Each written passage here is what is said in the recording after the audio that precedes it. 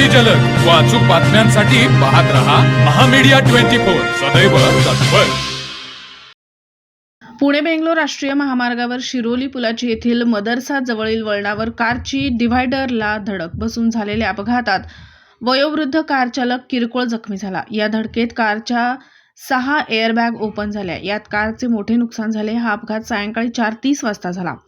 याबाबत माहिती अशी की पुणे बेंगलोर राष्ट्रीय महामार्गाचे 6 पदरीचे काम सुरू असल्याने अनेक ठिकाणी वाहतूक सेवा रस्त्यावरून वळवण्यात आली आहे। अशी वाहतूक शिरोली पुलाची येथील मदरसा पासून वळवण्यासाठी रस्त्यावर सिमेंटचे मोठे डिव्हायडर ठेवून वाहतूक वळवण्यात आली। याचा अंदाज वयोवृद्ध इब्राहिम अमीर हमजा पुणेकर वय वर्ष 72 राहणार कदमवाडी कोल्हापूर यांना आला नसल्याने कार क्रमांक MS09 FP 8091 सरळ 100 ते 120 च्या स्पीडने डिव्हायडरवर जाऊन धडकली।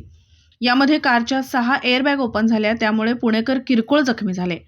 त्यांना उपचारासाठी रुग्णालयात दाखल करण्यात आले। पुणेकर हे कोल्हापूरहून नागाफाटा येथे असणाऱ्या किरण ऑटो या आपल्या दुकानाकडे येत असताना हा अपघात झाला। अपघातानंतर रस्त्यावर वाहतूक कोंडी निर्माण झाली होती। या अपघाताची नोंद शिरोली पोलिसात रात्री उशिरापर्यंत झाली नव्हती। शीए प्रतिनिधी संदीप कांबळे। तर मग चला सबस्क्राईब करायला विसरू नका महामीडिया 24 न्यूज चॅनलला। महामीडिया 24 सदैव तत्पर।